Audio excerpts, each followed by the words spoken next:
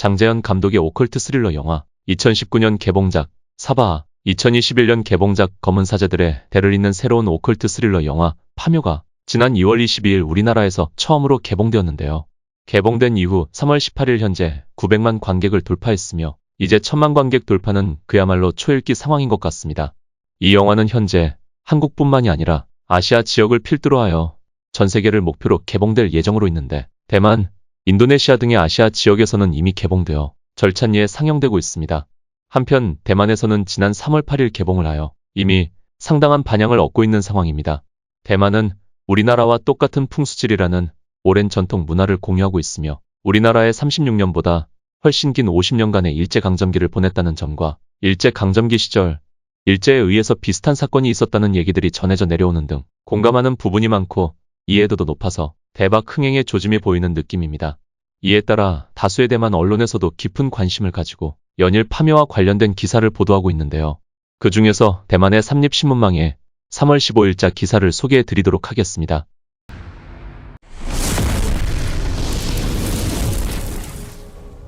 한국 영화 파묘, 쇠말뚝을 박아 놓아 국맥을 훼손시켰다는 건 모두 사실일까? 대만에도 쇠말뚝이 박힌 저주가 있다는 사실이 깜짝 폭로되었다. 지난 3월 8일 대만에서 개봉된 한국의 오컬트 스릴러 영화 파묘는 관객들의 입소문을 타고 3월 14일 현재 대만 전 지역에서의 누적 판매 수익이 3천만 대만 달러, 한화 약 12억 6천만 원을 돌파했다고 한다. 대만 관객들은 2번, 3번 보고 싶다. 요즘 제일 재미있는 영화. 정말 소름 끼치는 부분이 몇 장면 있었는데 집에 와서 생각해도 무서웠다. 청명절에는 조상님께 제사를 잘 지내야지. 어떤 풍습은 대만과 비슷해서 아주 재미있게 볼 수 있다고 각각 감상평을 얘기했다. 파묘는 3월 14일 기준 한국에서 누적 관객수 851만 명을 넘어섰고 누적 판매 수익은 19억 5천만 대만 달러, 한화 약 810억 원을 돌파하며 22일 연속 박스오피스 1위를 지켰다. 이로써 파묘는 2016년 개봉한 동종 영화 곡성의 최종 관객수 687만 명을 넘어서면서 한국의 오컬트 스릴러 영화 역대 흥행 1위를 기록했다.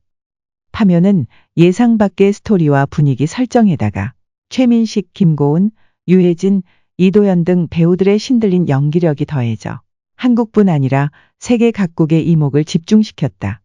파묘는 현재 대만, 몽골, 인도네시아, 호주, 뉴질랜드, 싱가포르, 말레이시아, 브루나이 등의 나라에서 상영 중이며 오늘 3월 15일에는 북미, 영국, 베트남에서 정식으로 개봉하며 이후에도 필리핀, 태국, 홍콩, 마카오, 캄보디아 등 총 133개국에서 순차적으로 개봉할 예정이다.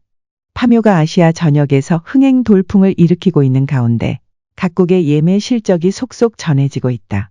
인도네시아에서는 개봉 15일 만에 관객수 150만 명을 돌파했으며 이는 기생충이 인도네시아에서 기록한 최종 관객수 70만 명을 2배 이상 상회하는 수치로 인도네시아에서 사상 최다의 관객을 동원한 한국 영화가 되었다. 이번 주말 3월 15일부터 17일 사이에는 누적 관객수 200만 명을 돌파할 것으로 예상되고 있다.